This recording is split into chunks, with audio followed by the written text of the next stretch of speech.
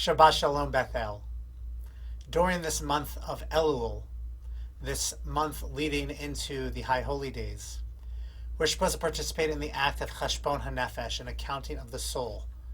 And this summer specifically, through marching and protesting, following acts of brutal murder at the hands of police, killing George Floyd and Breonna Taylor, just two examples of too many black men and women who die at the hands of police.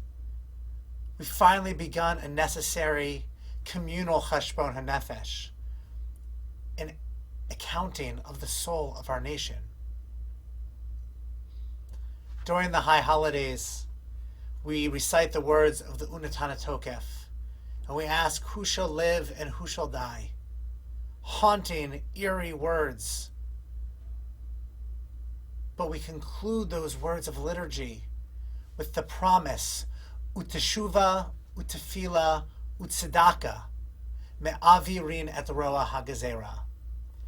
We say that it's through repentance, through acknowledging what we've done wrong, through acknowledging the broken system and the systemic racism that is not broken at all, because that is what this country has been founded on.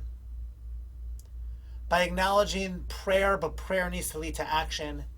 And by acknowledging tzedakah, not acts of charity, but tzedek, acts of justice, have the power to change the harshness of this reality.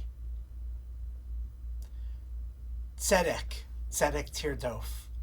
Justice, justice we shall pursue. And justice is at the core of these three pillars that we hold up on the high holidays.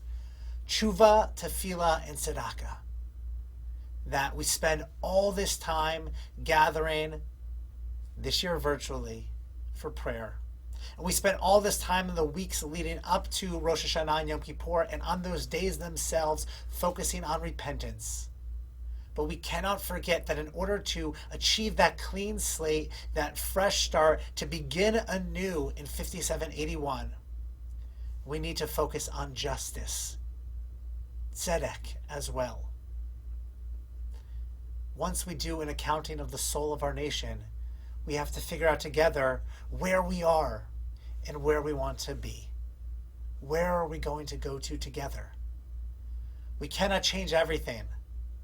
But as our tefillah says, Me'avirin et roa hagazera, that through acts of justice, we have the ability to change the cruel harshness of the reality that we're living in, the systemic racism, the broken world.